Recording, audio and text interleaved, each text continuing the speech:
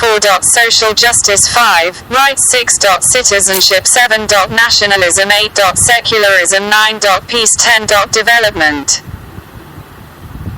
Human beings are unique in two respects: they possess reason and the ability to reflect on their actions. They also have the capacity to use language and communicate with each other.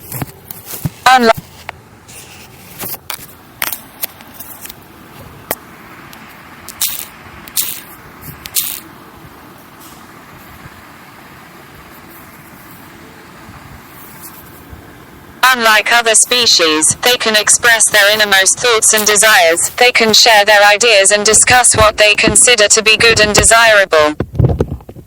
Political theory has its roots in these twin aspects of the human self. It analyzes certain basic questions such as how should society be organized? Why do we need government? What is the best form of government? Does law limit our freedom?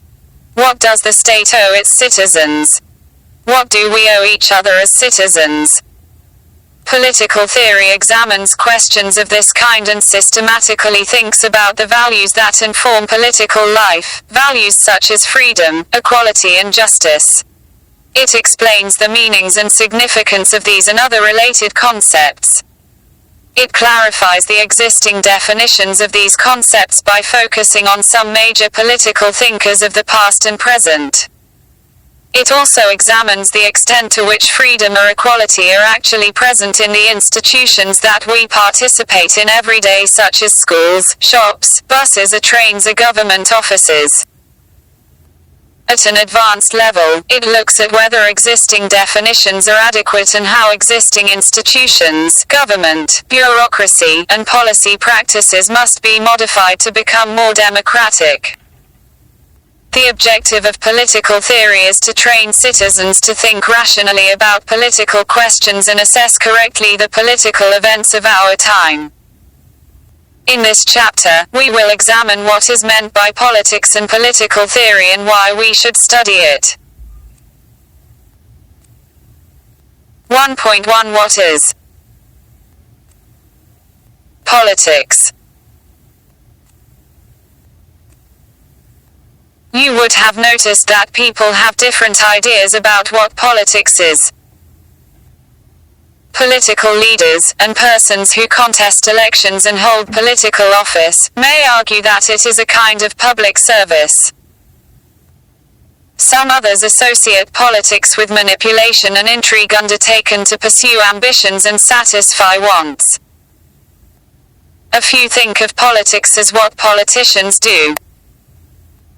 If they see politicians defecting from parties, making false promises and all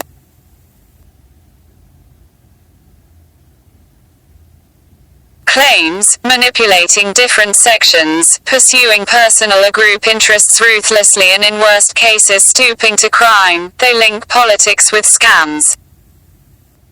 So prevalent is this way of thinking that when we see people in different walks of life trying to promote their interests by any means possible, we say they are playing politics.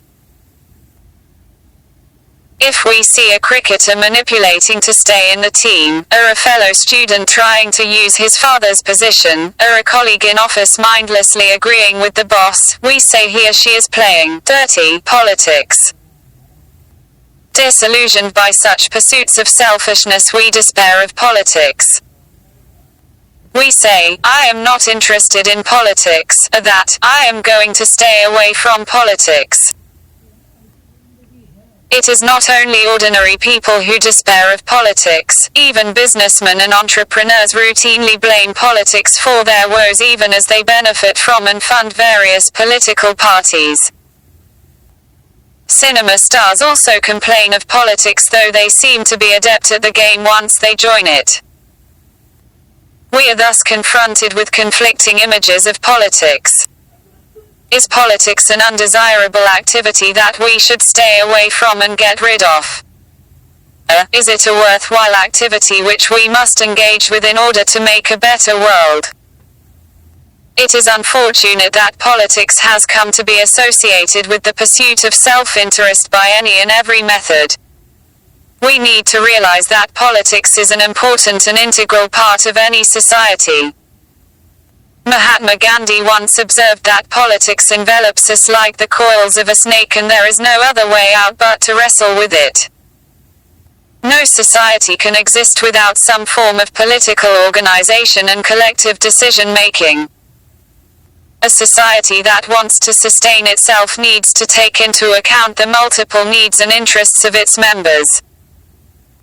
A number of social institutions such as the family, tribes, and economic institutions have emerged to help people fulfill their needs and aspirations. Such institutions help us find ways of living together and acknowledging our obligations to each other. Among such institutions, governments play an important part. How governments are formed and how they function is thus an important focus of politics. But politics is not confined to the affairs of government. In fact, what governments do is relevant because it affects the lives of the people in many different ways. We see that governments determine our economic policy and foreign policy and educational policy. These policies can help to improve the lives of people, but an inefficient or corrupt government can also endanger people's lives and security. If the government in power allows caste and communal conflicts to occur, markets close down and schools are shut. This disrupts our lives. We cannot buy things that we may need urgently. Those who are sick cannot reach the hospital. Even the school schedule gets affected. Syllabi cannot be completed, and we may have to take extra coaching for the exams and pay tuition fees. If, on the other hand, the government makes policies to increase literacy and employment, we may get an opportunity to go to a good school and get a decent job.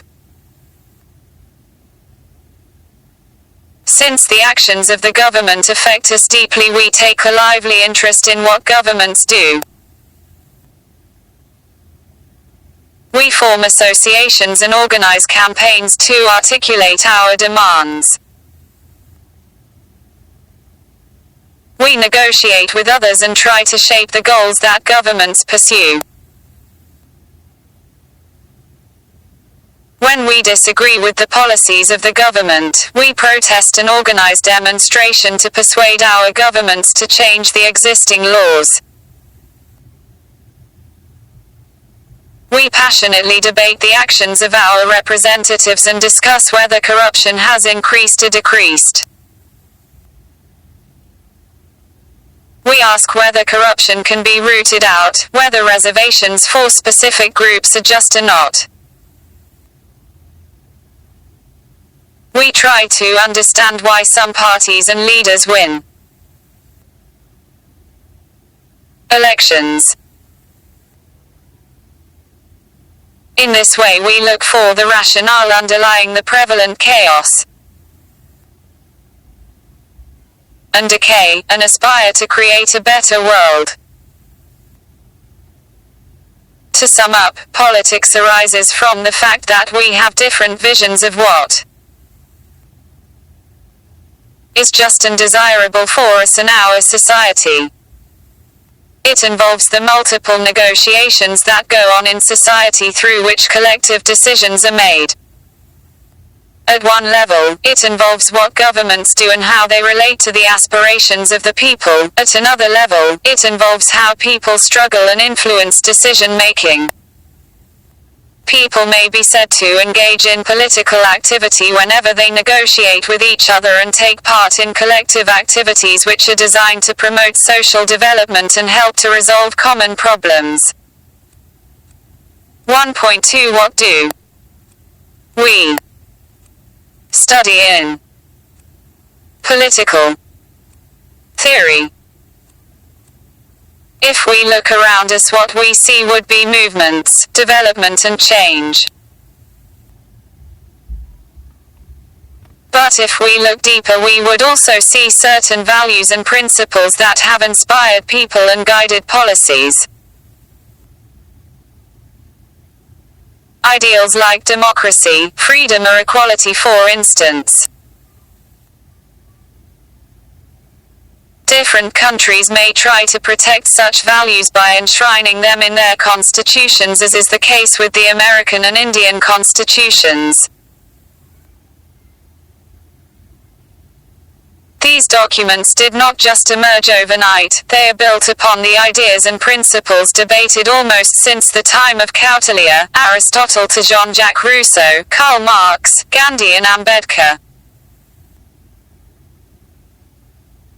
As far back as 5th century BC, Plato and Aristotle discussed with their students whether monarchy or democracy was better.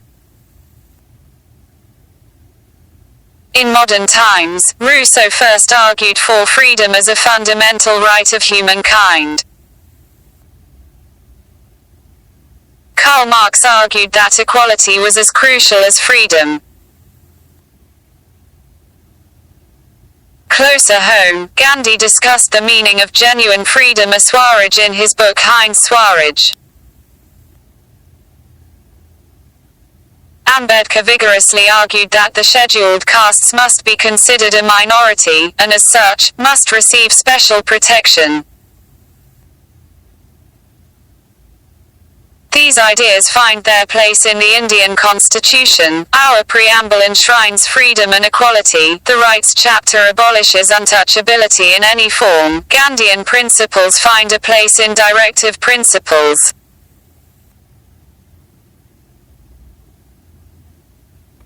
Political theory deals with the ideas and principles that shape constitutions, governments and social life in a systematic manner. It clarifies the meaning of concepts such as freedom, equality, justice, democracy, secularism and so on. It probes the significance of principles such as rule of law, separation of powers, judicial review, etc.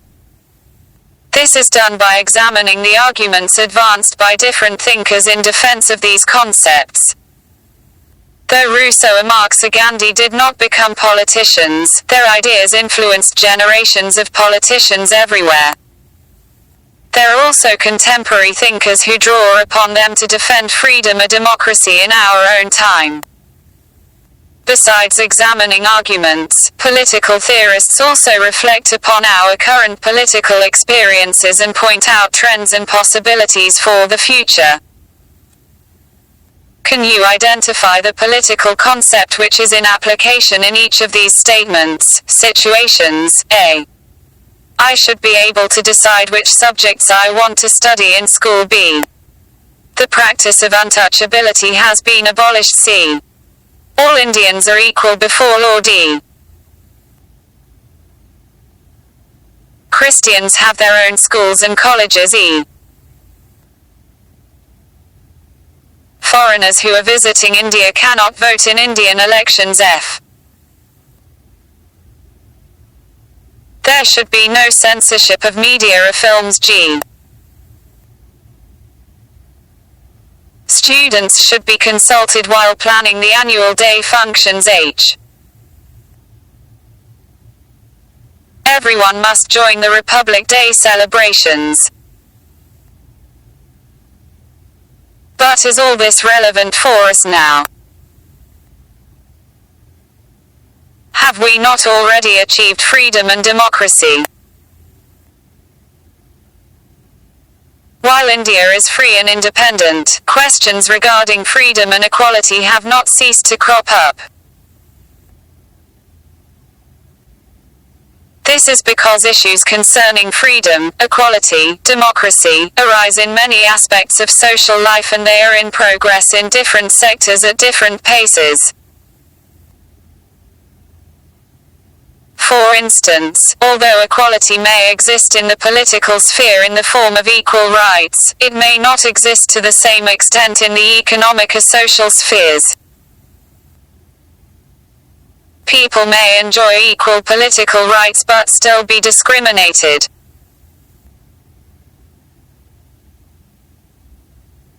against socially because of their caste or poverty. Some people may have a privileged place in society while others are deprived even of basic necessities. Some are able to achieve whatever goals they set for themselves, while many are unable even to go to school so that they can have decent jobs in the future. For them, freedom is still a distant dream.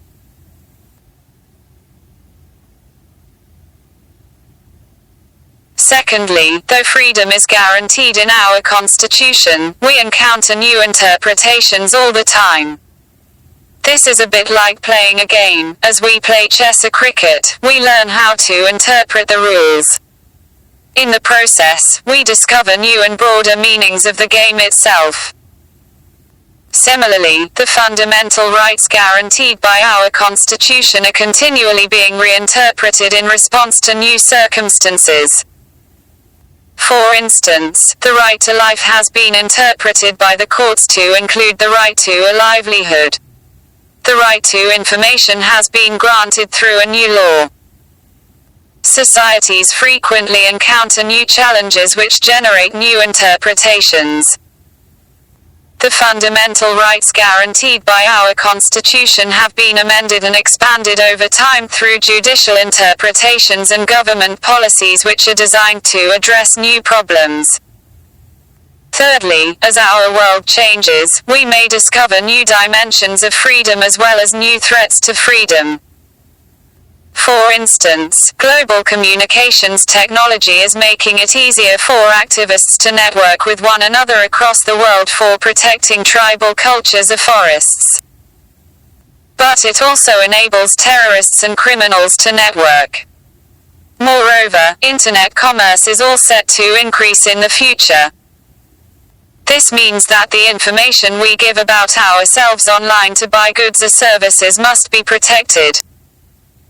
So even though netizens, citizens of the internet, do not like government control, they recognize that some form of regulation is necessary to safeguard individual security and privacy. As a result, questions are raised regarding how much freedom should be given to people using the net. For instance, should they be allowed to send unsolicited emails to strangers? Can you advertise your products in chat rooms? Should governments be allowed to read private emails to track down terrorists? How much regulation is justified and who should regulate? Governments are some independent regulator. Political theory has a lot to teach us about possible answers to these questions and is therefore very relevant. 1.3 Putting Political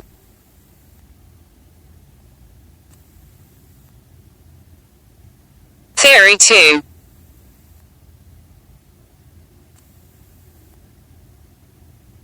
Practice.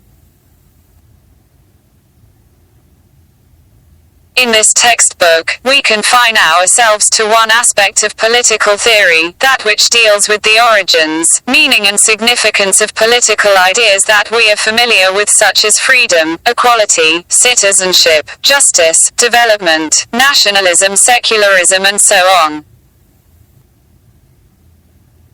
When we begin a debate or argument on any topic, we usually ask, what does it mean? And, how does it matter?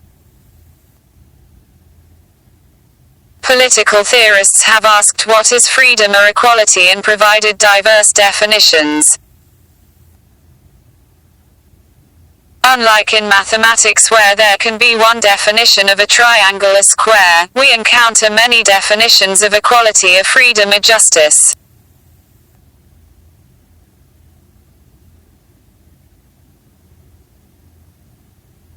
This is because terms like equality concern our relationships with other human beings rather than with things.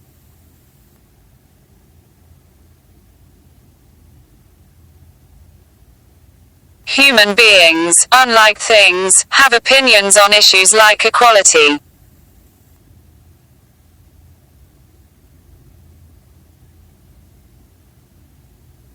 And these opinions need to be understood and harmonized.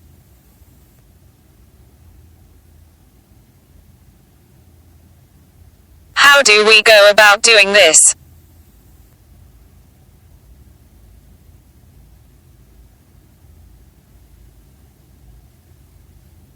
Let us begin with our common experience of equality in different places.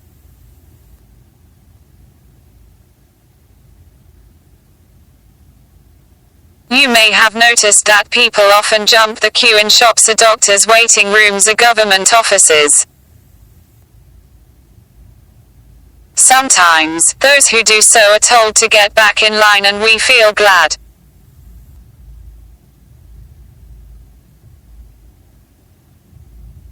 Sometimes, they get ahead and we feel cheated. We resent this because we all want equal opportunity to get goods and services for which we are paying.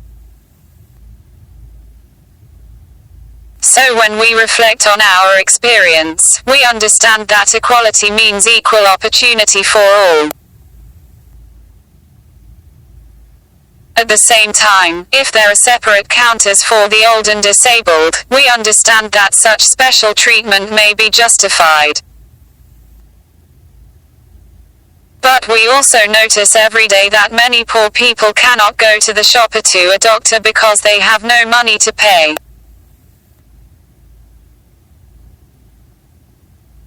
For goods and services. Some of these people could be day laborers who are cutting stones or lugging bricks for long hours. If we are sensitive, we feel that it is not fair that in a society some members cannot even have their basic needs satisfied. We come to realize that equality must involve some kind of fairness so that people are not unduly exploited and disadvantaged by economic factors. Consider the fact that there are many children who cannot go to school because they have to work to feed themselves. And most girl students in poor households are pulled out of school to care for their younger siblings while parents go to work. Even though the Indian Constitution guarantees the right to primary education for all, this right remains formal. Again, we may feel that the government should do more for such children and their parents so that they are enabled to go to school.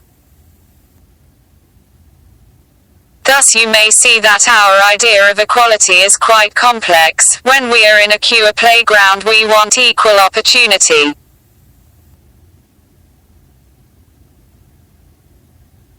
If we suffer from some disability we want special provisions made. When we cannot even afford basic needs, equal opportunity is not enough. We must be enabled to go to school or get help through proactive measures such as fair distribution of resources, jobs, decent wages, subsidized hospitals, etc. This requires that some agency be made responsible to ensure fairness. So the reason we have many definitions is because the meaning of equality is dependent on the context. We started with what it meant for ourselves and then proceeded to consider others, the poor, disadvantaged, senior citizens, etc. We discovered many layers of meaning. We have been doing political theory without realizing it. Political theorists clarify the meaning of political concepts by looking at how they are understood and used in ordinary language. They also debate and examine the diverse meanings and opinions in a systematic manner. When is equality of opportunity enough? When do people need special treatment? How far and how long should such special treatment be given? Should poor children given midday meals to encourage them to stay in schools? These are some questions which they address. As you can see, these issues are eminently practical. They provide guidelines for framing public policies on education and employment. As in the case of equality, so also in the case of other concepts, political theorists engage with everyday opinions, debate possible meanings and thrash out policy options.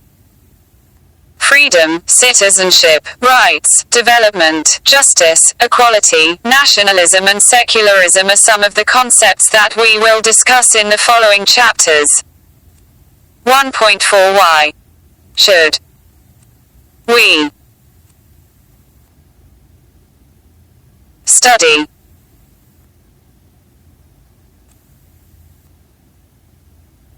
political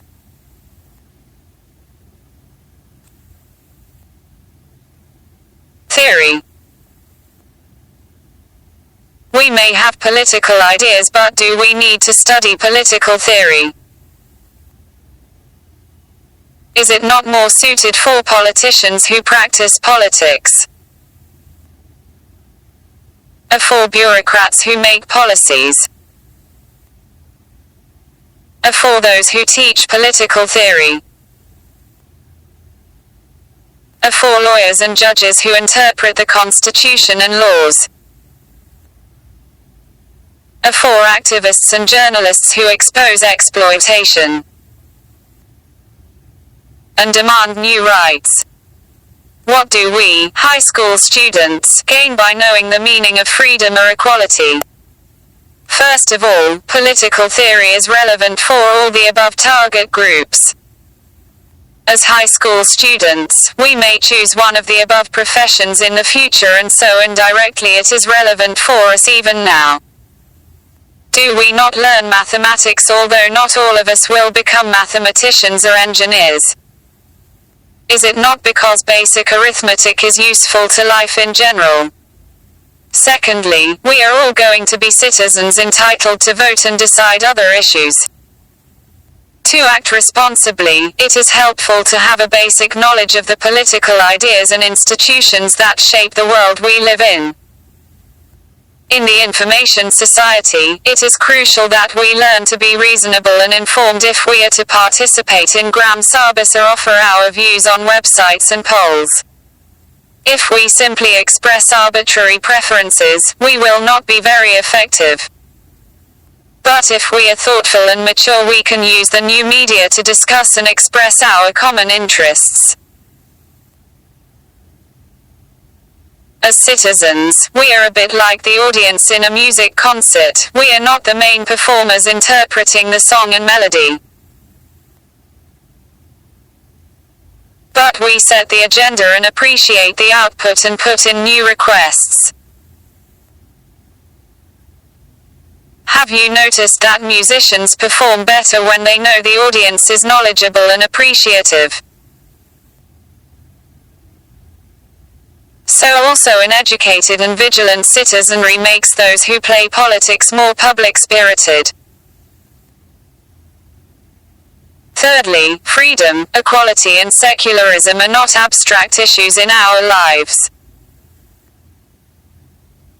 We daily encounter discrimination of various sorts in families, schools, colleges, shopping malls and so on. We ourselves have prejudices against people who are different from us, be they of a different caste or religion or gender or class. If we feel oppressed, we want it redressed, and if that is delayed, we feel violent revolution is justified. If we are privileged, we deny that there is any oppression even as our maids and servants struggle for dignity. Sometimes, we even feel that our servants deserve the treatment they get. What political theory encourages us to do is examine our ideas and feelings about political things. Just by looking at them more carefully, we become moderate in our ideas and feelings. Finally, as students we enjoy debates and elocution competitions. We have opinions about what is right or wrong, just or unjust, but do not know whether they are reasonable or not. Only when we argue with others, we realize the need to defend them and seek out reasons and arguments. Political theory exposes us to systematic thinking on justice or equality so that we can polish our opinions and argue in an informed manner and for the sake of common interests. Such skills of debating rationally and communicating effectively are likely to be great assets in the global informational order.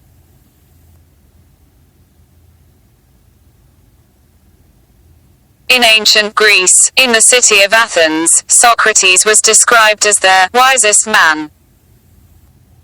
He was known for questioning and challenging popularly held beliefs about society, religion and politics. For this he was condemned to death by the rulers of Athens. His student Plato wrote extensively about the life and ideas of Socrates. In his book Republic, he created the character Socrates and through him examined the question, what is justice? The book opens with a dialogue between Socrates and Cephalus. In the course of this dialogue, Cephalus and his friends come to recognize that their understanding of justice is inadequate and unacceptable. The important thing in this is that Socrates uses our reason to reveal the limitations and inconsistencies in a given point of view. His adversaries eventually admit that the views they had held and lived by could not be sustained. Read and see how Socrates achieved this. Well said, Cephalus, I replied, but as concerning justice, what is it? To speak the truth and to pay your debts, no more than this. And even to this are there not exceptions. Suppose that a friend when in his right mind has deposited alms with me and he asks for them when he is not in his right mind, ought I to give them back to him? You are quite right, he replied.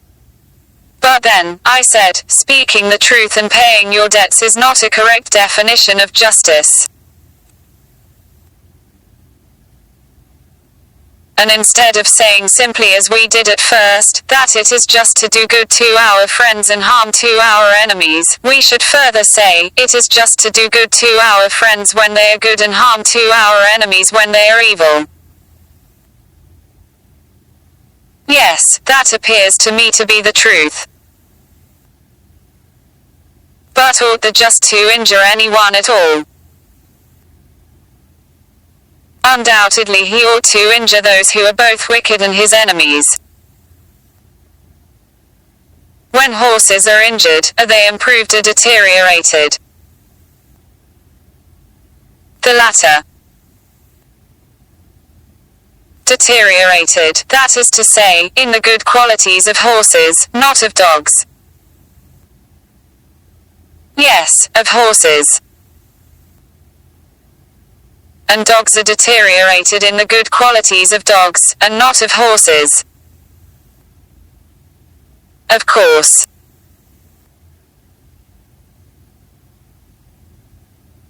And will not men who are injured be deteriorated in that which is the proper virtue of man? Certainly. And that human virtue is justice. To be sure. Then men who are injured are of necessity made unjust. That is the result. But can the musician by his art make men unmusical? Certainly not. Or the horseman by his art make them bad horsemen? Impossible. And can the just by justice make men unjust? Or speaking general, can the good by virtue make them bad? Assuredly not. Nor can the good harm anyone. Impossible. And the just is the good? Certainly. Then to injure a friend or anyone else is not the act of a just man, but of the opposite, who is the unjust. I think that what you say is quite true, Socrates. And he who is most skillful in preventing or escaping from a disease is best able to create one. True. And he is the best guard of a camp who is best able to steal a march upon the enemy. Certainly. Then he who is a good keeper of anything is also a good thief. That, I suppose, is to be inferred. Then if the just man is good at keeping money, he is good at stealing it. That is implied in the argument. Then after all the just man has turned out to be a thief. You would argue that the good are our friends and the bad our enemies. Yes. And instead of saying simply as we did at first, that it is just to do good to our friends and harm to our enemies, we should further say, it is just to do good to our friends when they are good and harm to our enemies when they are evil.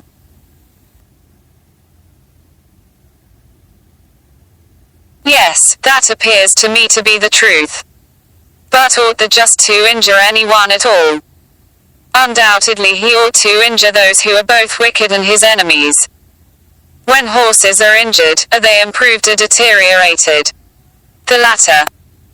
Deteriorated, that is to say, in the good qualities of horses, not of dogs. Yes, of horses. And dogs are deteriorated in the good qualities of dogs, and not of horses. Of course. And will not men who are injured be deteriorated in that which is the proper virtue of man? Certainly. And that human virtue is justice. To be sure. Then men who are injured are of necessity made unjust. That is the result. But can the musician by his art make men unmusical? Certainly not. Or the horseman by his art make them bad horsemen? Impossible. And can the just by justice make men unjust? As speaking general, can the good by virtue make them bad? Assuredly not. Nor can the good harm anyone. Impossible. And the just is the good? Certainly. Then to injure a friend or anyone else is not the act of a just man, but of the opposite, who is the unjust. I think that what you say is quite true, Socrates.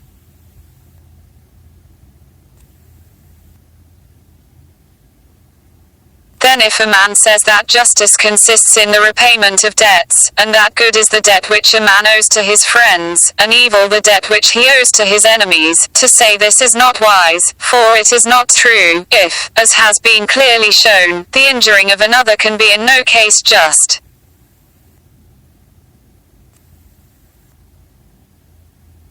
I agree with you, said Polemarchus.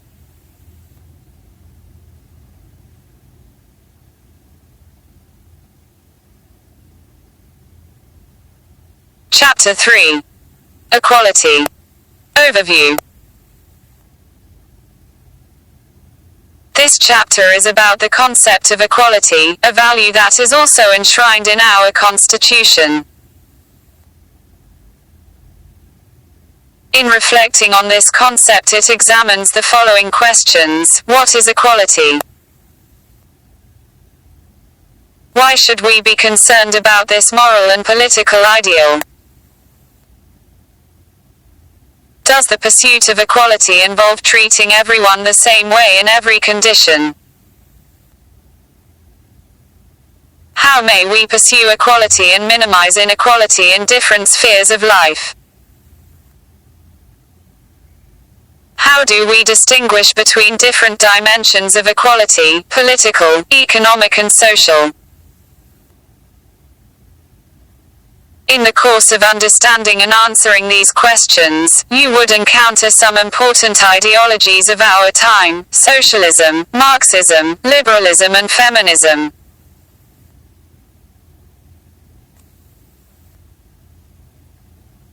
In this chapter you will see facts and figures about the conditions of inequality. These are only for you to appreciate the nature of inequality. The facts and figures need not be memorized.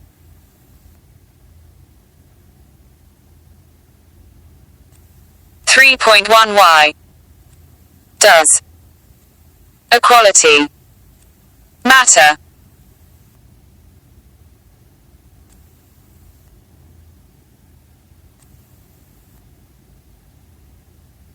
Equality is a powerful moral and political ideal that has inspired and guided human society for many centuries. It is implicit in all faiths and religions which proclaim all human beings to be the creation of God. As a political ideal, the concept of equality invokes the idea that all human beings have an equal worth regardless of their color, gender, race, or nationality. It maintains that human beings deserve equal consideration and respect because of their common humanity. It is this notion of a shared humanity that lies behind, for instance, the notions of universal human rights or crimes against humanity. In the modern period, the equality of all human beings has been used as a rallying slogan in the struggles against states and social institutions which uphold inequalities of rank, wealth, status, or privilege among people. In the 18th century, the French revolutionaries used the slogan, liberty, equality and fraternity, to revolt against the landed feudal aristocracy and the monarchy. The demand for equality was also raised during anti-colonial liberation struggles in Asia and Africa during the 20th century. It continues to be raised by struggling groups such as women adults who feel marginalized in our society. Today, equality is a widely accepted ideal which is embodied in the constitutions and laws of many countries. Yet, it is inequality rather than equality which is most visible around us in the world as well as within our own society. In our country we can see slums existing side by side with luxury housing, schools with world-class facilities and air-conditioned classrooms along with schools which may lack even drinking water facilities or toilets, waste of food as well as starvation. There are glaring differences between what the law promises and what we see around us. Read the accompanying fact sheet on global inequalities and the table on inequalities within our country. Fact sheet on global inequalities. 1. The richest 50 individuals in the world have a combined income greater than that of the poorest 40 crore people. 2. The poorest 40% of the world's population receive only 5% of global income, while the richest 10% of the world's population controls 54% of global income. 3. The first world of the advanced industrial countries, mainly North America and Western Europe, with 25% of the world population, owns 86% of the world's industry, and consumes 80% of the world energy. 4. On a per capita basis, a resident of the advanced industrial countries consumes at least 3 times as much water, 10 times as much energy, 13 times as much iron and steel and 14 times as much paper as someone living in a developing country like India or China. 5. The risk of dying from pregnancy-related causes is 1 to 18 in Nigeria but 1 to 8,700 in Canada. 6. The industrial countries of the First World account for nearly 2/3 of the global emissions of carbon dioxide from the combustion of fossil fuels. They also account for 3/4 of emissions of sulfur and nitrogen oxide that cause acid rain. Many industries known for their high rate of pollution are being shifted from the developed countries to the less developed countries.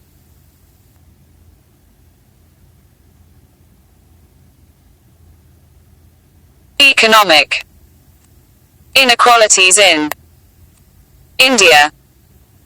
Here are some findings from the Census of India held in 2001 about household amenities and assets.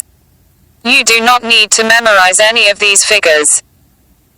Just read these to understand the extent of urban-rural disparities in the country. Where would your own family fit? Families that have rural-urban families electricity connection 44%, 88% tap water in the house, 10%, 50% bathroom in the house, 23%, 70% television, 19%, 64% scooter, moped, motorcycle, 7%, 25% car, jeep, van, 1%, 6%. Thus we face a paradox. Almost everyone accepts the ideal of equality, yet almost everywhere we encounter inequality. We live in a complex world of unequal wealth, opportunities, work situations, and power. Should we be concerned about these kinds of inequalities? Are they a permanent and inevitable feature of social life which reflects the differences of talent and ability of human beings as well as their different contributions towards social progress and prosperity? Or are these inequalities a consequence of our social position and rules? These are questions that have troubled people all over the world for many years. It is a question of this kind that make equality one of the central theme of social and political theory. A student of political theory has to address a range of questions, such as, what does equality imply? Since we are different in many obvious ways, what does it mean to say that we are equal?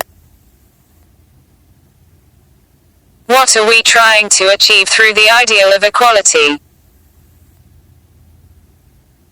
Are we trying to eliminate all differences of income and status? In other words, what kind of equality are we pursuing, and for whom? Some other questions that have been raised regarding the concept of equality which we will consider here are, to promote equality should we always treat all persons in exactly the same way? How should a society decide which differences of treatment or reward are acceptable and which are not? Also, what kind of policies should we pursue to try and make the society more egalitarian? 3.2 What is equality?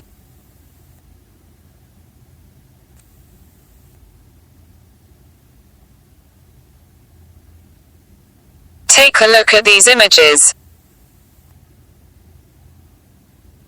All of them make distinctions between human beings on grounds of race and color, and these appear to most of us as unacceptable. In fact, such distinctions violate our intuitive understanding of equality, which tells us that all human beings should be entitled to the same respect and consideration because of their common humanity. However, treating people with equal respect need not mean always treating them in an identical way. No society treats all its members in exactly the same way under all conditions. The smooth functioning of society requires division of work and functions, and people often enjoy different status and rewards on account of it. At times these differences of treatment may appear acceptable or even necessary. For instance, we usually do not feel that giving prime ministers, or army generals, a special official rank and status goes against the notion of equality, provided their privileges are not misused. but some other kinds of inequalities may seem unjust. For instance, if a child born in a slum is denied nutritious food, a good education through no fault of her own, it may appear unfair to us. The question that arises is which distinctions and differences are acceptable and which are not. When people are treated differently just because they are born in a particular religion, a race, a caste, a gender, we regard it as an unacceptable form of inequality. But human beings may pursue different ambitions and goals, and not all may be equally successful. So long as they are able to develop the best in themselves, we would not feel that equality has been undermined. Some may become good musicians while others may not be equally outstanding. Some become famous scientists while others more noted for their hard work and conscientiousness. The commitment to the ideal of equality does not imply the elimination of all forms of differences. It merely suggests that the treatment we receive and the opportunities we enjoy must not be predetermined by birth or social circumstance.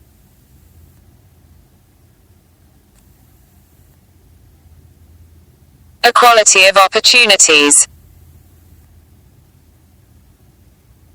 The concept of equality implies that all people, as human beings, are entitled to the same rights and opportunities to develop their skills and talents, and to pursue their goals and ambitions. This means that in a society people may differ with regard to their choices and preferences. They may also have different talents and skills, which results in some being more successful in their chosen careers than others. But just because only some become ace cricketers or successful lawyers, it does not follow that the society should be considered unequal.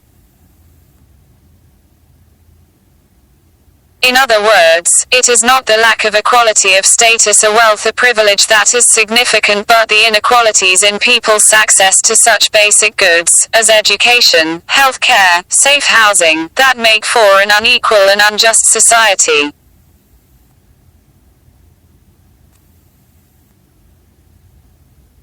Natural and social inequalities. A distinction has sometimes been made in political theory between natural inequalities and socially produced inequalities. Natural inequalities that emerge between people as a result of their different capabilities and talents and choices are often represented as natural inequalities. These kind of inequalities are different from socially produced inequalities, which emerge as a consequence of inequalities of opportunity or the exploitation of some groups in a society by others. Natural inequalities are considered to be the result of the different characteristics and abilities with which people are born. It is generally assumed that natural differences cannot be altered. Social inequalities, on the other hand, are those created by society. Certain societies may, for instance, value those who perform intellectual work over those who do manual work and reward them differently. They may treat differently people of different race, a color, a gender, a caste. Differences of this kind reflect the values of a society, and some of these may certainly appear to us to be unjust. This distinction is sometimes useful in helping us to distinguish between acceptable and unfair inequalities in society, but it is not always clear or self-evident. For instance, when certain inequalities in the treatment of people have existed over a long period of time, they may appear to us as justifiable because they are based on natural inequalities, that is, characteristics that people are born with and cannot easily change. For example, women were for long described as the weaker sex, considered timid and of lesser intelligence than men, needing special protection. Therefore, it was felt that denying women equal rights could be justified. Black people in Africa were considered by their colonial masters to be of lesser intelligence, childlike, and better at manual work, sports and music. This belief was used to justify institutions like slavery. All these assessments are now questioned. They are now seen. Distinctions made by society as a result of the differences of power between people and nations rather than based on their inborn characteristics. Another problem which arises with the idea of natural differences is that some differences which could be considered natural need no longer be seen as unalterable. For instance, advances in medical science and technologies have helped many disabled people to function effectively in society. Today, computers can help blind people, wheelchairs and artificial limbs can help in cases of physical disability, even a person's looks can be changed with cosmetic surgery. The famous physicist Stephen Hawking can hardly move or speak, but he has made major contributions to science. It would seem unjust to most people today if disabled people are denied necessary help to overcome the effects of their disability or a fair reward for their work on the grounds that they are naturally less capable. Given all these complexities, it would be difficult to use the natural, socially produced distinction as a standard by which the laws and policies of a society can be assessed. For this reason, many theorists today differentiate between inequality arising from our choices and inequalities operating on account of the family or circumstance in which a person is born. It is the latter that is a source of concern to advocates of equality and which they wish to minimize and eliminate. 3.33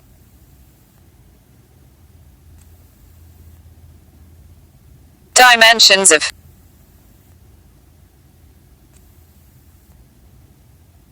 equality. After considering what kind of social differences are unacceptable, we need to ask what are the different dimensions of equality that we may pursue or seek to achieve in society. While identifying different kinds of inequalities that exist in society, various thinkers and ideologies have highlighted three main dimensions of equality, namely, political, social and economic. It is only by addressing each of these three different dimensions of equality can we move towards a more just and equal society.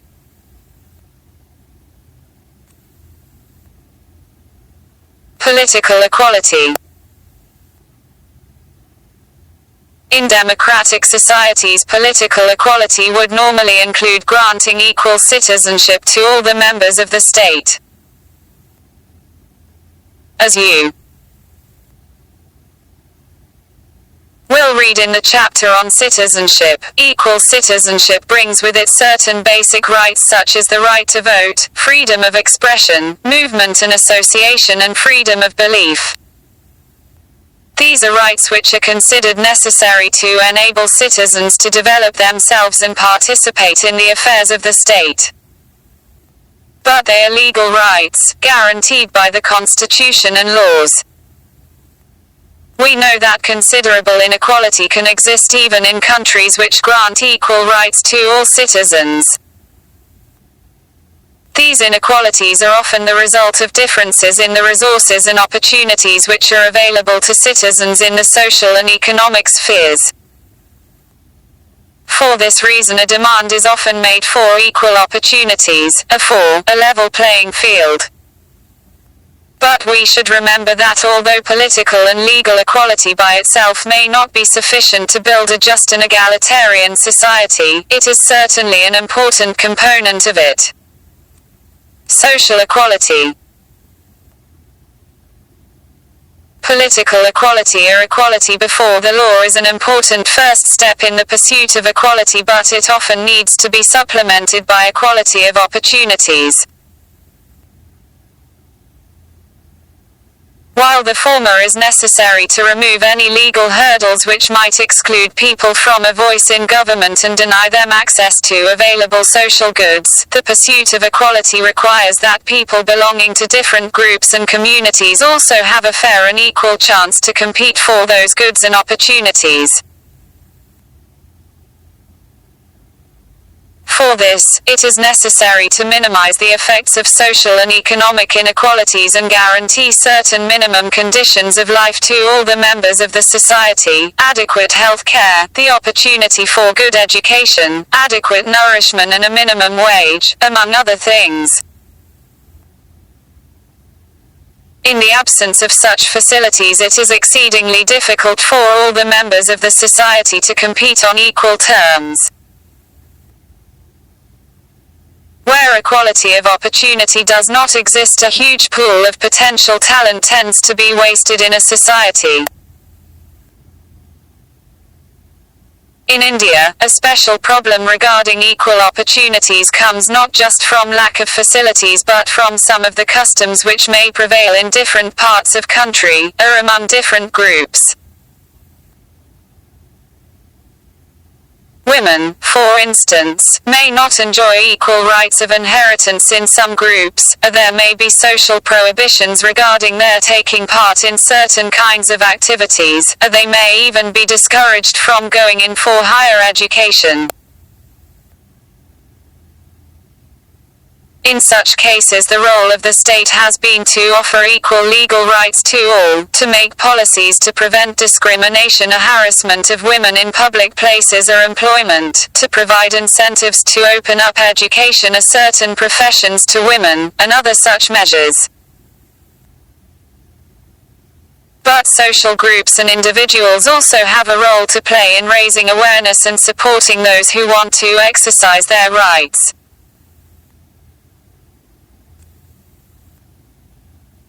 Equality. Are the differences in the educational attainment of different communities depicted in the table below significant?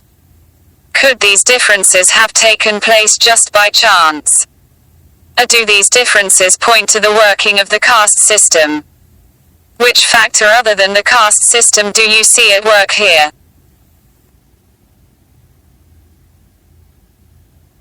Caste community inequalities in higher education in urban India. Castes, communities, graduates per thousands persons. Scheduled caste 47, Muslim 61, Hindu OBC 86, Scheduled tribes 109, Christian 237, Sikh 250, Hindu upper caste 253, other religions 315, All India average 155.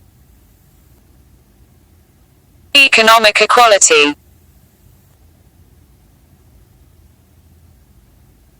At the simplest level, we would say that economic inequality exists in a society if there are significant differences in wealth, property or income between individuals or classes.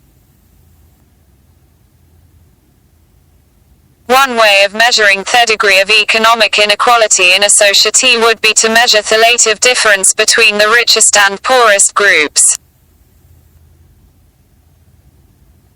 Another way could be to estimate the number of people who live below the poverty line. Of course, absolute equality of wealth or income has probably never existed in a society.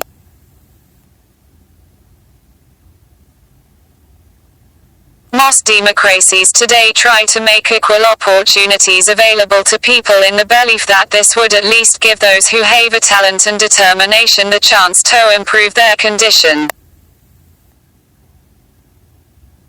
With equal opportunities, inequalities may continue to exist between individuals, but there is the possibility of improving one's position in society with sufficient effort.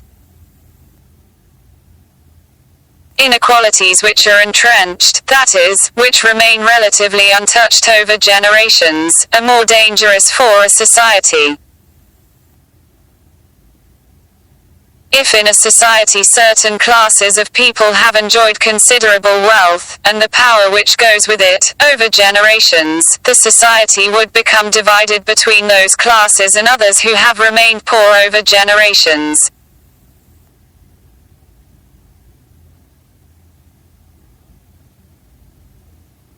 Over time, such class differences can give rise to resentment and violence.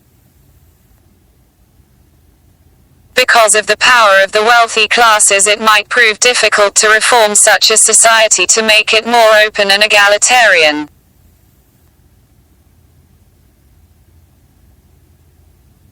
Marxism and liberalism are two important political ideologies of our times.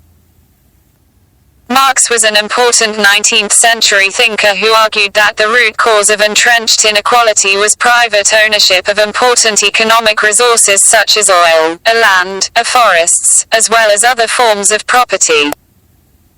He pointed out that such private ownership did not only make the class of owners wealthy, it also gave them political power. Such power enables them to influence state policies and laws, and this could prove a threat to democratic government. Marxists and socialists feel that economic inequality provides support to other forms of social inequality such as differences of rank or privilege. Therefore, to tackle inequality in society, we need to go beyond providing equal opportunities and try and ensure public control over essential resources and forms of property. Such views may be debatable, but they have raised important issues which need to be addressed. An opposing point of view can be found in liberal theories. Liberals uphold the principle of competition as the most efficient and fair way of distributing resources and rewards in society. They believe that while states may have to intervene to try and ensure a minimum standard of living and equal opportunities for all, this cannot by itself bring equality and justice to society. Competition between people in free and fair conditions is the most just and efficient way of distributing rewards in a For them, as long as competition is open and free, inequalities are unlikely to become entrenched and people will get due reward for their talents and efforts. For liberals, the principle of competition is the most just and efficient way of selecting candidates for jobs or admission to educational institutions. For instance, in our country many students hope for admission to professional courses and entry is highly competitive. From time to time the government and the courts have stepped in to regulate educational institutions and the entrance tests to ensure that everybody gets a fair and equal chance to compete. Some may still not get admission, but it is considered to be a fair way of distributing limited seats.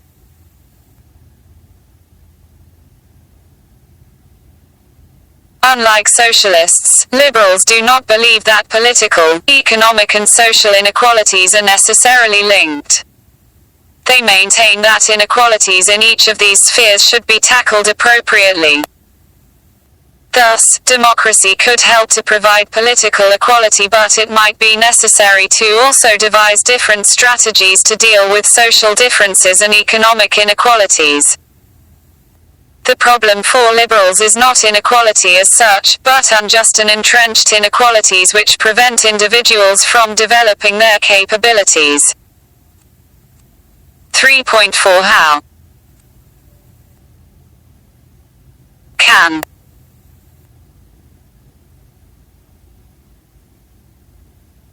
we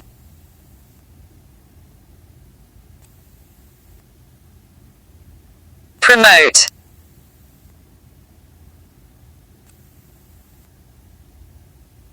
equality?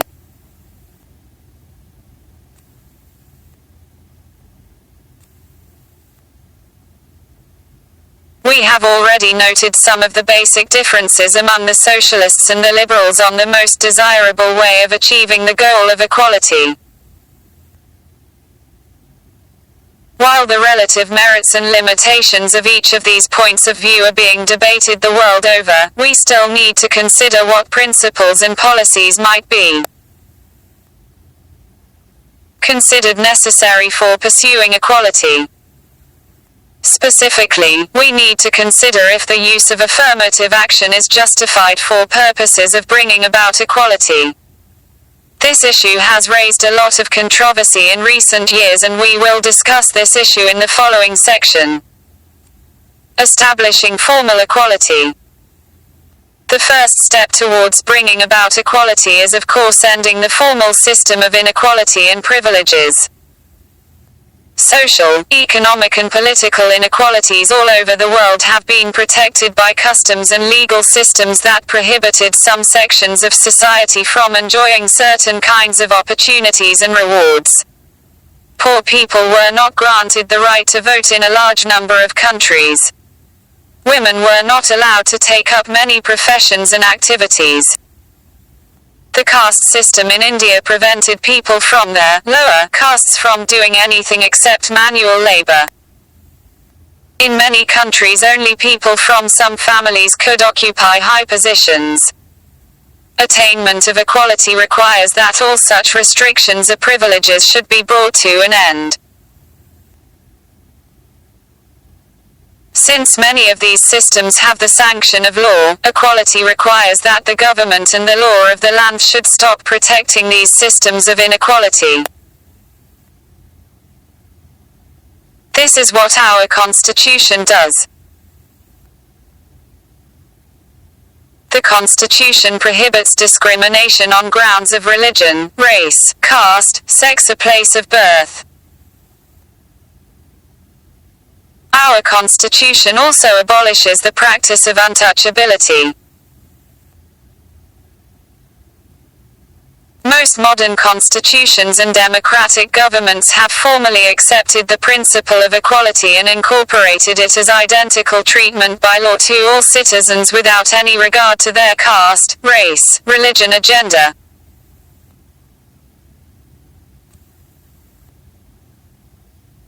Equality through different treatment. However, as we noted earlier, formal equality or equality before the law is necessary but not sufficient to realize the principle of equality.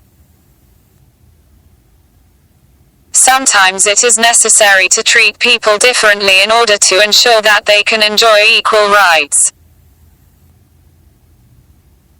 Certain differences between people may have to be taken into account for this purpose.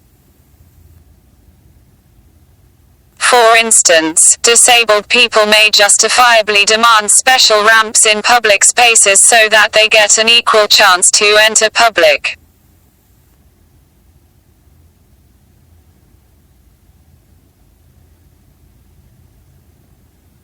Buildings.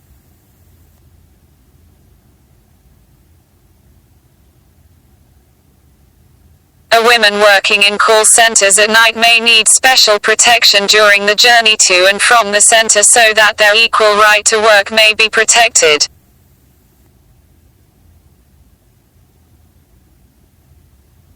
These should not be seen as infringements of equality but as enhancement of equality.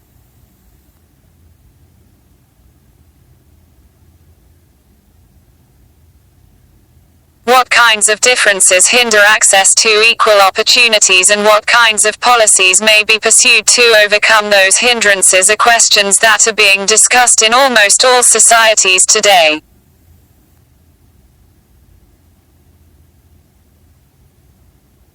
Some countries have used policies of affirmative action to enhance equality of opportunity.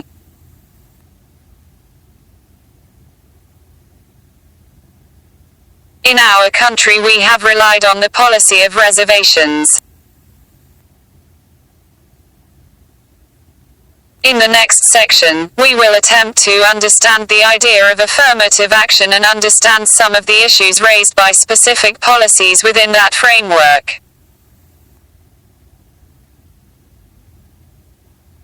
Affirmative action.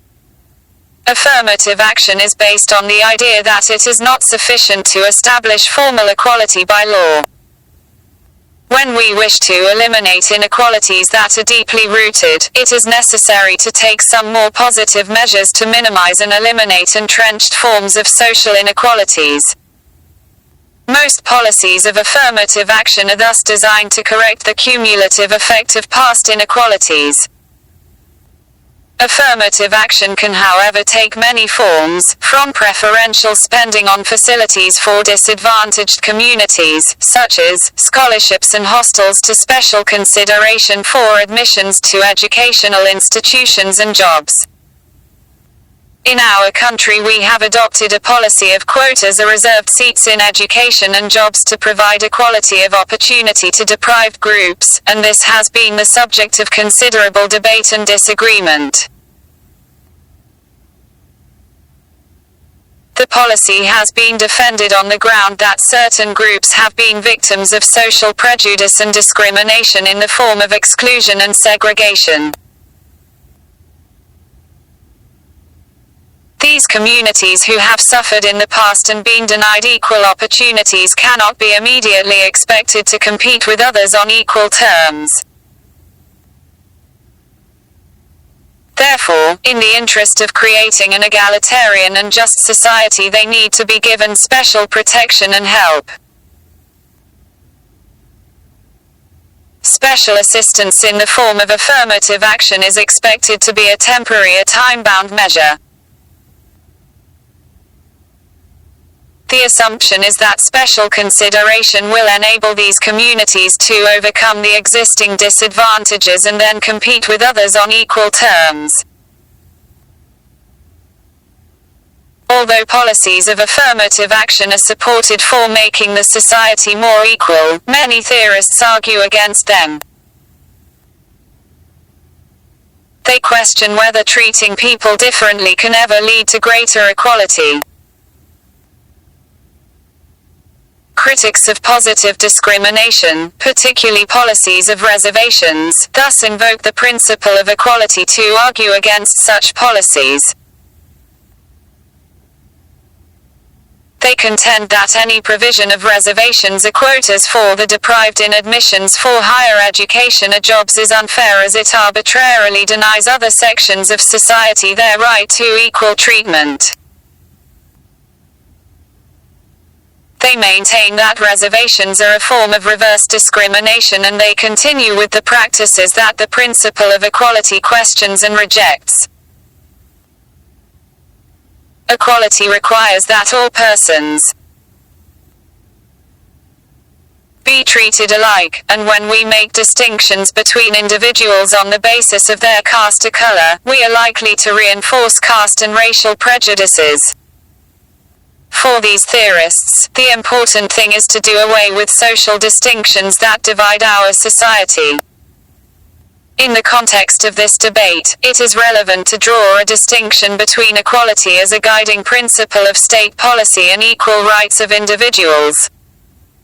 Individuals have a right to equal consideration for admission to educational institutions and public sector employment. But competition should be fair. Sometimes when competing for limited seats or jobs, people from deprived strata may be at a disadvantage. The needs and circumstances of a first-generation learner whose parents and ancestors were illiterate are very different from those who are born into educated families. Members of excluded groups, whether they are Dalits, women, or any other category, deserve and need some special help.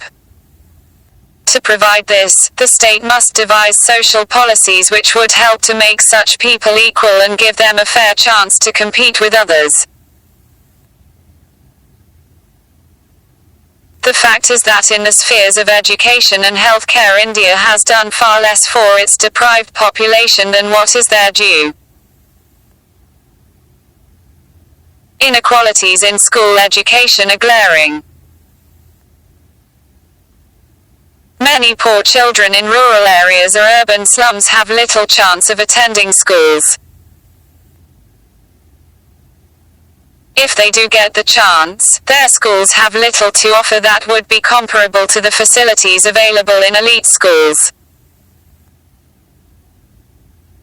The inequalities with which children enter school tend to continue to hamper their chances to improve their qualifications or get good jobs.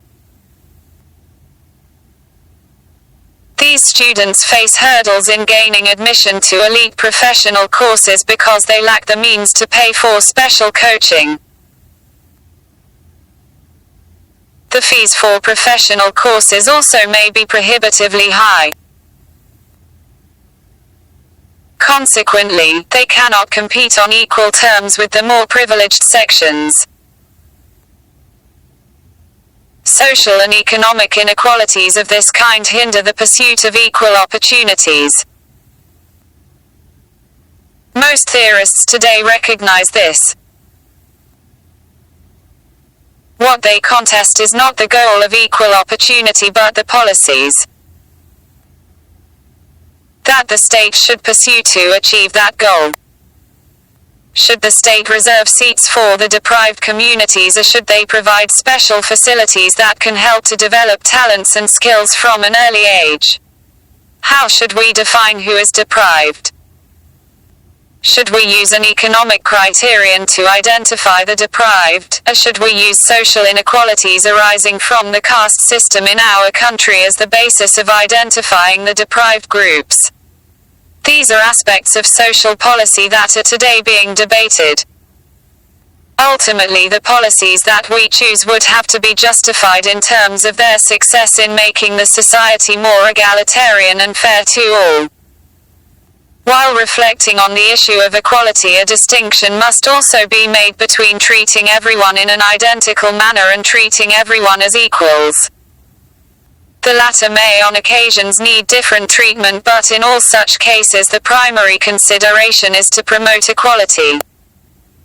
Different or special treatment may be considered to realize the goal of equality, but it requires justification and careful reflection. Since different treatment for different communities was part and parcel of the caste system and practices like apartheid, liberals are usually very wary of deviations from the norm of identical treatment.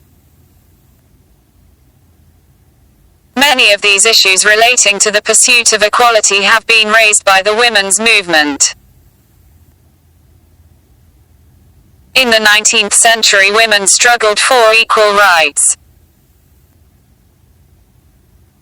They demanded, for instance, the right to vote, the right to receive degrees in colleges and universities, and the right to work, that is, the same rights as the men in their society. However, as they entered the job market, they realized that women required special facilities in order to exercise these rights. For instance, they required some provision for maternity leave and creches in the workplace. Without special considerations of this kind, they could not seriously compete for jobs or enjoy a successful professional and personal life. They needed, in other words, sometimes to be treated differently if they are to enjoy the same rights as men. As we deliberate on issues of equality and examine whether different treatment is warranted in a particular case, we need continuously to ask ourselves whether different treatment is essential to ensure that a set of people can enjoy the same rights as the rest of society. Caution must, however, be exercised to see that different treatment does not yield new structures of dominance and oppression, or become a means for some dominant groups to reassert special privileges and power in society. Different treatment is intended and justified only as a means to promoting a just and egalitarian society.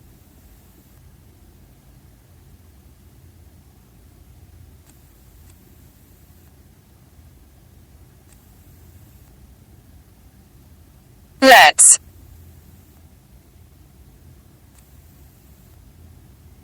think. Consider the following situations. Is special and differential treatment justified in any of the following? Working women should receive maternity leave. A school should spend money to buy special equipment for 2 visually challenged students. Geeta plays brilliant basketball, so the school should build a basketball court for her so that she can develop her skills further. Jeet's parents want him to wear a turban in school, and Irfan's parents want him to pray on Friday afternoon, so the school should not insist that Jeet should wear a helmet while playing cricket, and Irfan's teacher should not ask him to stay back for extra classes on Friday.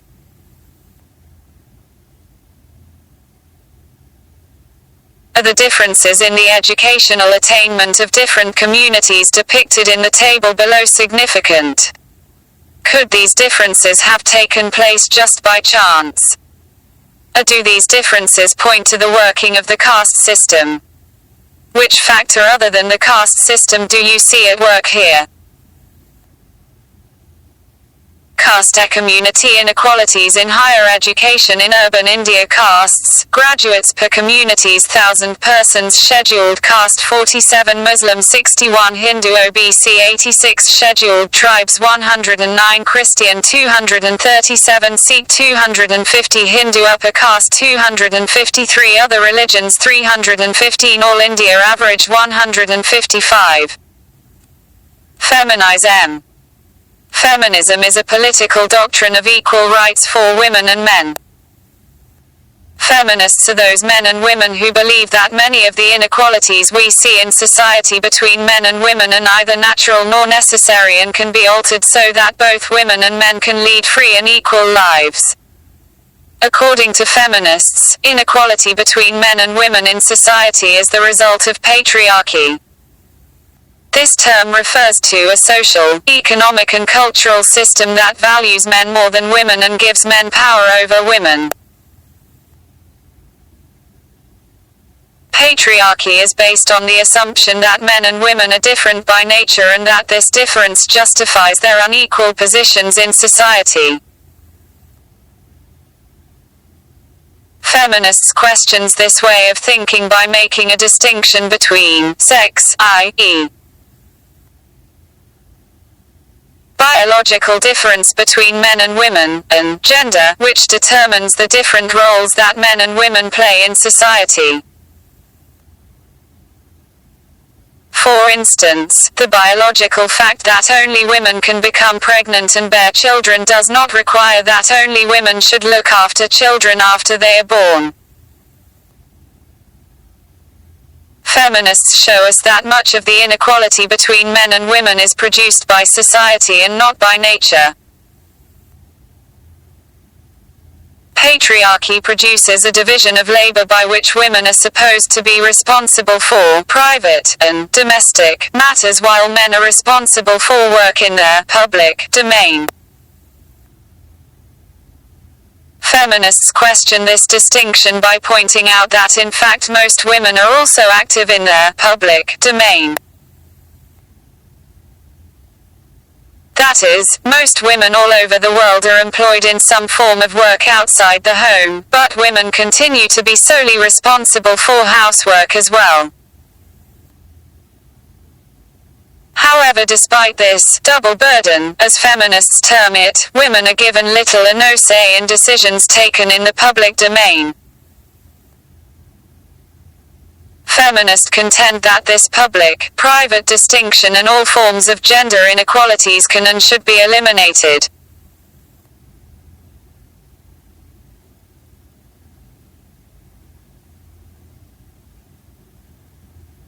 Socialism. Socialism refers to a set of political ideas that emerged as a response to the inequalities present in, and reproduced by, the industrial capitalist economy. The main concern of socialism is how to minimize existing inequality and distribute resources justly.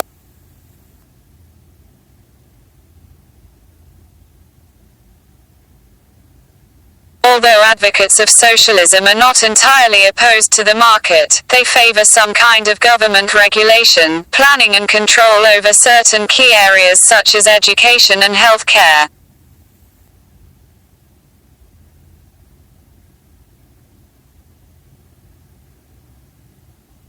In India, the eminent socialist thinker Ramanohar Lohia identified 5 kinds of inequalities that need to be fought against simultaneously: inequality between man and woman, inequality based on skin color, caste-based inequality, colonial rule of some countries over others, and, of course, economic inequality. This might appear a self-evident idea today. But during Lohia's time it was common for the socialists to argue that class inequality was the only form of inequality worth struggling against. Other inequalities did not matter or would end automatically if economic inequality could be ended. Lohia argued that each of these inequalities had independent roots and had to be fought separately and simultaneously. He did not speak of revolution in the singular. For him, struggle against these 5 inequalities constituted 5 revolutions.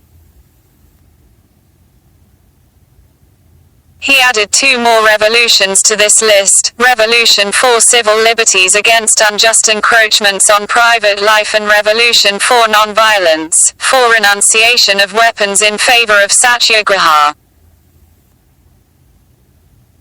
These were the 7 revolutions of Saptakranta, which for Lohia was the ideal of socialism.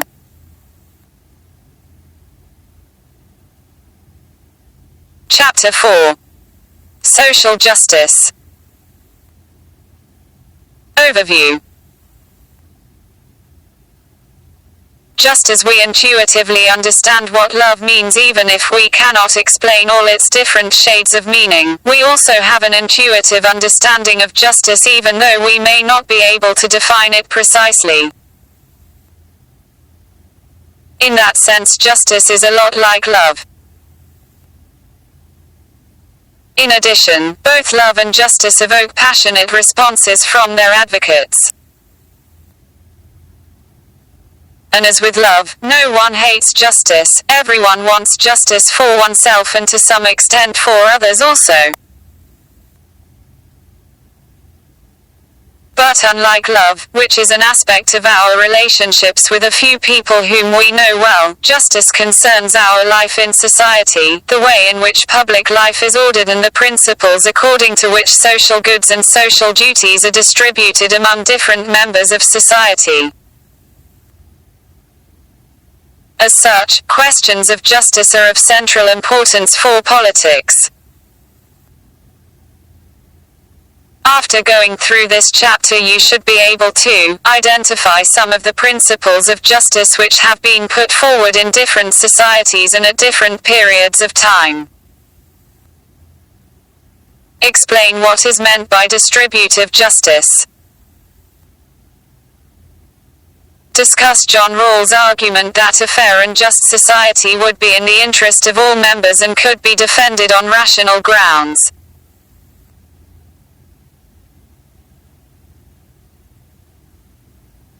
(4.1) What is justice? All cultures and traditions have grappled with questions of justice, although they may have interpreted the concept in different ways. For instance, in ancient Indian society, justice was associated with dharma, and maintaining dharma or a just social order was considered to be a primary duty of kings. In China, Confucius, the famous philosopher, argued that kings should maintain justice by punishing wrongdoers and rewarding the virtuous. In 4th century B.C. Athens, Greece, Plato discussed issues of justice in his book The Republic. Through a long dialogue between Socrates and his young friends, Glaucon and Adeimantus, Plato examined why we should be concerned about justice. The young people ask Socrates why we should be just. They observe that people who were unjust seemed to be much better off than those who were just.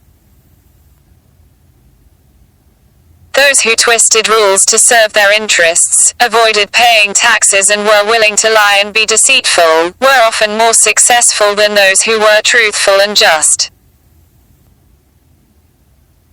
If one were smart enough to avoid being caught, then it would seem that being unjust is better than being just.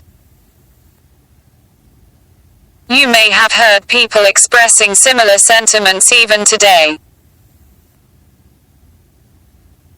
Socrates reminds these young people that if everyone were to be unjust, if everyone manipulated rules to suit their own interests, no one could be sure of benefiting from injustice. Nobody would be secure, and this was likely to harm all of them. Hence, it is in our own long-term interest to obey the laws and be just. Socrates clarified that we need to understand clearly what justice means in order to figure out why it is important to be just. He explained that justice does not only mean doing good to our friends and harm to our enemies, or pursuing our own interests. Justice involves the well-being of all people. Just as a doctor is concerned with the well-being of her patients, similarly the just ruler or the just government must be concerned with the well-being of the people. Ensuring the well-being of the people includes giving each person his due. The idea that justice involves giving each person his due continues to be an important part of our present-day understanding of justice. However, our understanding of what is due to a person has changed from the time of Plato. Today, our understanding of what is just is closely linked to our understanding of what is due to each person as a human being. According to the German philosopher Immanuel Kant, human beings possess dignity. If all persons are granted dignity, then what is due to each of them is that they have the opportunity to develop their talents and pursue their chosen goals. Justice requires that we give due and equal consideration to all individuals. Equal treatment for equals. Although there might be broad agreement in modern society about the equal importance of all people, it is not a simple matter to decide how to give each person her due. A number of different principles have been put forward in this regard. One of the principles is the principle of treating equals equally. It is considered that all individuals share certain characteristics as human beings. Therefore, they deserve equal rights and equal treatment. Some of the important rights which are granted in most liberal democracies today include civil rights such as the rights of life, liberty and property, political rights like the right to vote, which enable people to participate in political processes, and certain social rights which would include the right to enjoy equal opportunities with other members of the society. Apart from equal rights, the principle of treating equals equally would require that people should not be discriminated against on grounds of class, caste, race or gender. They should be judged on the basis of their work and actions and not on the basis of the group to which they belong. Therefore, if two persons from different castes perform the same kind of work, whether it be breaking stones or delivering pizzas, they should receive the same kind of reward. If a person gets 100 rupees for some work and another receives only 75 rupees for the same work because they belong to different castes, then it would be unfair or unjust. Similarly, if a male teacher in a school gets a higher salary than a female teacher, then this difference would also be unjustifiable and wrong. Proportionate justice. However, equal treatment is not the only principle of justice. There could be circumstances in which we might feel that treating everybody equally would be unjust. How, for instance, would you react if it was decided in your school that all those who did an exam should get equal marks because they are all students of the same school and did the same exam? Here you might think it would be more fair if students were awarded marks according to the quality of their answer papers and also, possibly, the degree of effort they had put in. In other words, provided everybody starts from the same baseline of equal rights, justice in such cases would mean rewarding people in proportion to the scale and quality of their effort. Most people would agree that although people should get the same reward for the same work, it would be fair and just to reward different kinds of work differently if we take into account factors such as the effort required, the skills required, the possible dangers involved in that work, and so on. If we use these criteria, we may find that certain kinds of workers in our society are not paid a wage which takes such factors sufficiently into account. For instance, miners, skilled craftsmen, are people in sometimes dangerous but socially useful professions like policemen, may not always get a reward which is just if we compare it to what some others in society may be earning. For justice in society, the principle of equal treatment needs to be balanced with the principle of proportionality.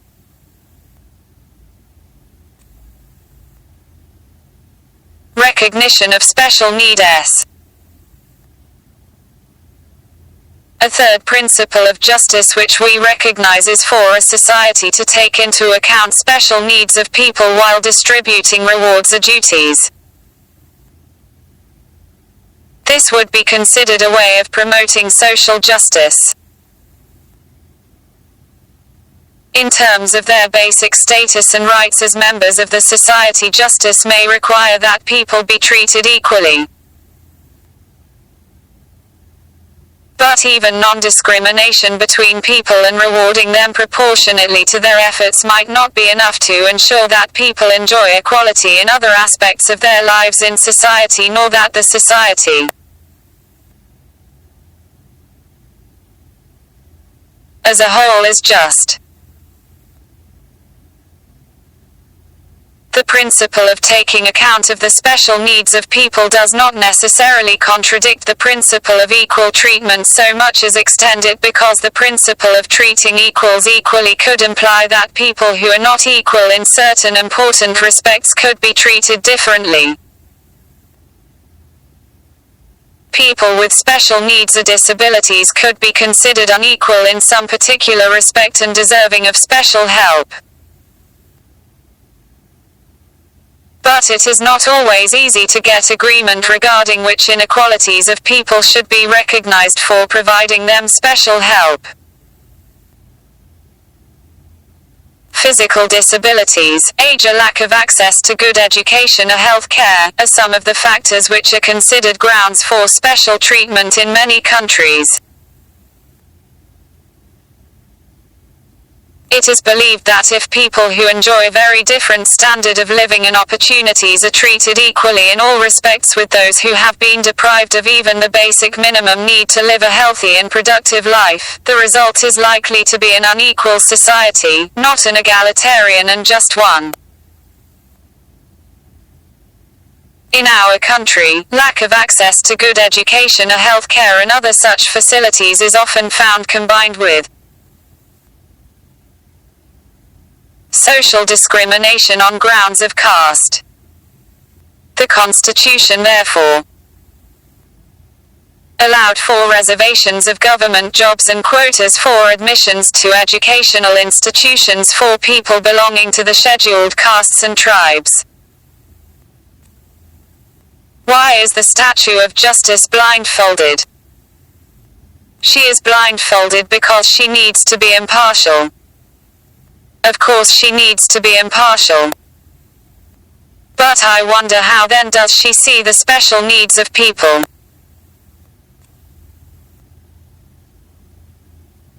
Our discussion of different principles of justice has indicated that governments might sometimes find it difficult to harmonize the three principles of justice which have been discussed: equal treatment for equals, recognition of different efforts and skills while determining rewards and burdens, and provision of minimum standard of living and equal opportunities to the needy.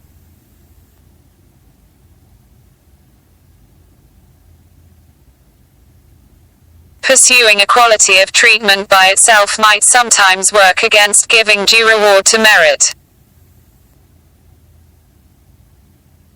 Emphasizing rewarding merit as the main principle of justice might mean that marginalized sections would be at a disadvantage in many areas because they have not had access to facilities such as good nourishment or education.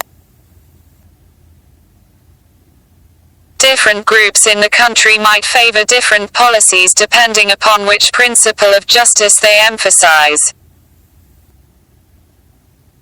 It then becomes a function of governments to harmonize the different principles to promote a just society.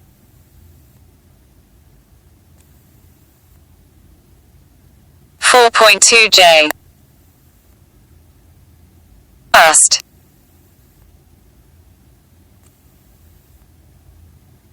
Distribution. To achieve social justice in society, governments might have to do more than just ensure that laws and policies treat individuals in a fair manner. Social justice also concerns the just distribution of goods and services, whether it is between nations or between different groups and individuals within a society.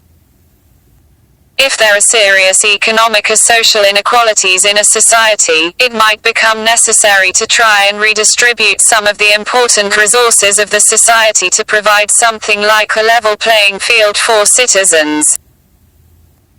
Therefore, within a country, social justice would require not only that people be treated equally in terms of the laws and policies of the society, but also that they enjoy some basic equality of life conditions and opportunities.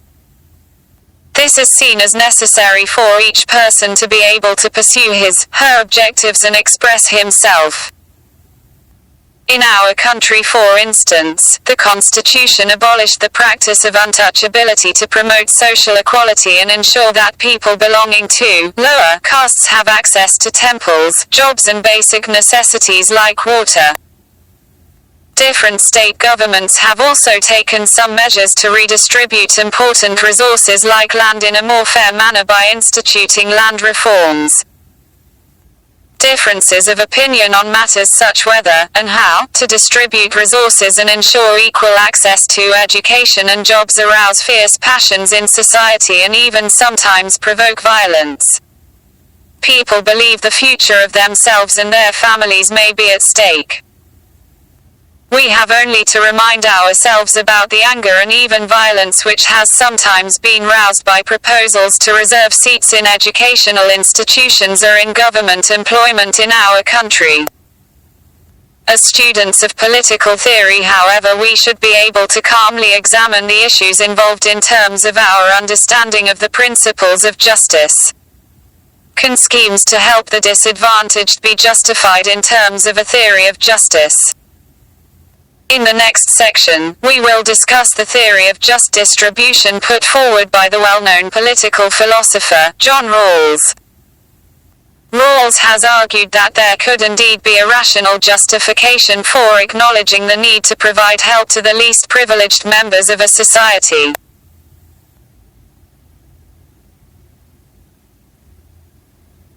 (4.3) OHN.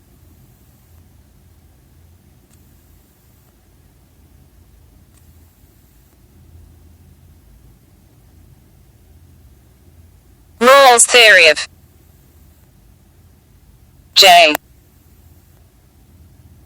justice. If people are asked to choose the kind of society in which they would like to live, they are likely to choose one in which the rules and organization of society allot them a privileged position. We cannot expect everyone to put aside their personal interests and think good of society, especially if they believe that their decision is going to have an impact on the kind of life and opportunities their children will have in the future. Indeed, we often expect parents to think of and support what is best for their children. But such perspectives cannot form the basis of a theory of justice for a society. So how do we reach a decision that would be both fair and just? John Rawls has tried to answer this question. He argues that the only way we can arrive at a fair and just rule is if we imagine ourselves to be in a situation in which we have to make decisions about how society should be organized, although we do not know which position we would ourselves occupy in that society. That is, we do not know what kind of family we would be born in, whether we would be born into an upper caste or lower caste family, rich or poor, privileged or disadvantaged. Rawls argues that if we do not know, in this sense, who we will be and what options would be available to us in the future society, we will be likely to support a decision about the rules and organization of that future society which would be fair for all the members. Rawls describes this as thinking under a veil of ignorance. He expects that in such a situation of complete ignorance about our possible position and status in society, each person would decide in the way they generally do, that is, in terms of their own interests. But since no one knows who he would be, and what is going to benefit him, each will envisage the future society from the point of view of the worst off. It will be clear to a person who can reason and think for himself, that those who are born privileged will enjoy certain special opportunities. But, what if they have the misfortune of being born in a disadvantaged section of society where few opportunities would be available to them? Hence, it would make sense for each person, acting in his or her own interest, to try to think of rules of organization that will ensure reasonable opportunities to the weaker sections. The attempt will be to see that important resources, like education, health, shelter, etc., are available to all persons, even if they are not part of the upper class. It is of course not easy to erase our identities and to imagine oneself under a veil of ignorance. But then it is equally difficult for most people to be self-sacrificing and share their good fortune with strangers. That is why we habitually associate self-sacrifice with heroism. Given these human failings and limitations, it is better for us to think of a framework that does not require extraordinary actions. The merit of their veil of ignorance position is that it expects people to just be their usual rational selves. They are expected to think for themselves and choose what they regard to be in their interest. The pertinent thing, however, is that when they choose under their veil of ignorance, they will find that it is in their interest to think from the position of the worst off. Wearing the imagined veil of ignorance is the first step in arriving at a system of fair laws and policies. It will be evident that rational persons will not only see things from the perspective of the worst off, they will also try to ensure that the policies they frame benefit the society as a whole. Both things have to go hand in hand. Since no one knows what position they will occupy in the future society, each will seek rules that protect them in case they happen to be born among the worst off. But it would make sense if they also try to ensure that their chosen policy does not also make those who are better off weaker, because it is also possible that they could be born into a privileged position in the future society. Therefore, it would be in the interests of all that society as a whole should benefit from the rules and policies that are decided, and not just any particular section. Such fairness would be the outcome of rational action, not benevolence or generosity.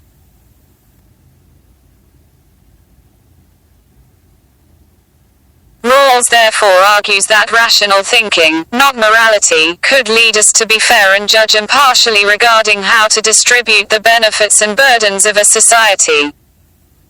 In his example, there are no goals or norms of morality that are given to us in advance, and we remain free to determine what is best for ourselves.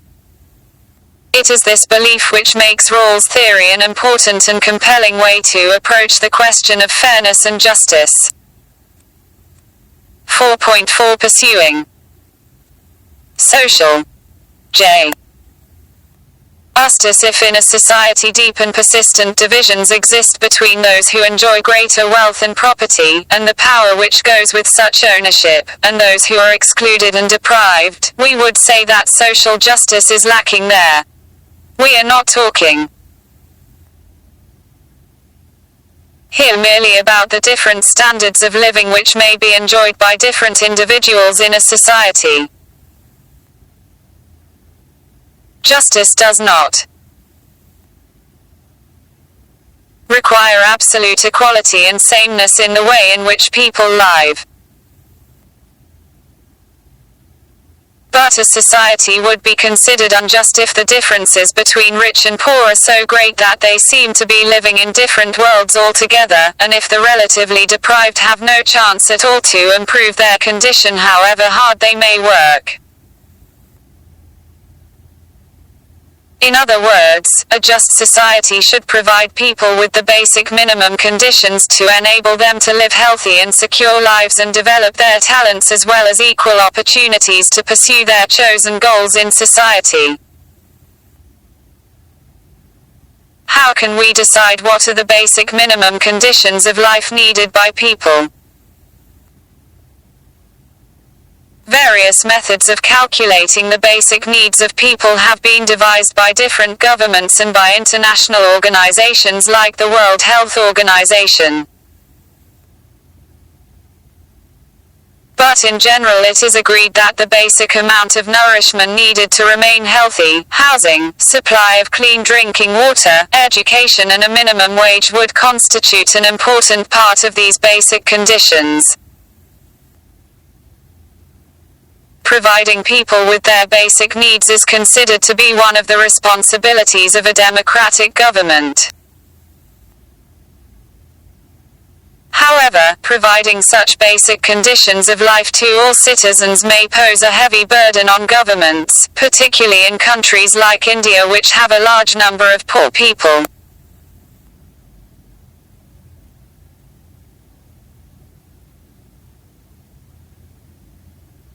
Even if we all agree that states should try and help the most disadvantaged members of the society to enjoy some degree of equality with others, disagreements could still arise regarding the best methods of achieving this goal.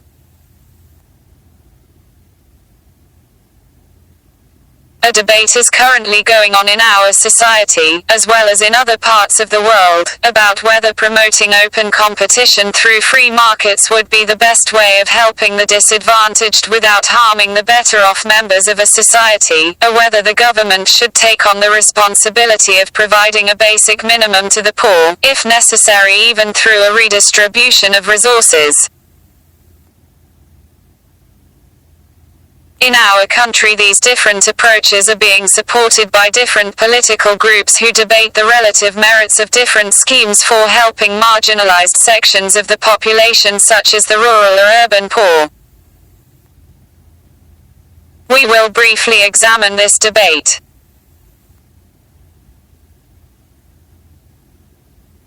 Free markets versus state intervention. Supporters of free markets maintain that as far as possible, individuals should be free to own property and enter into contracts and agreements with others regarding prices and wages and profits. They should be free to compete with each other to gain the greatest amount of benefit. This is a simple description of a free market.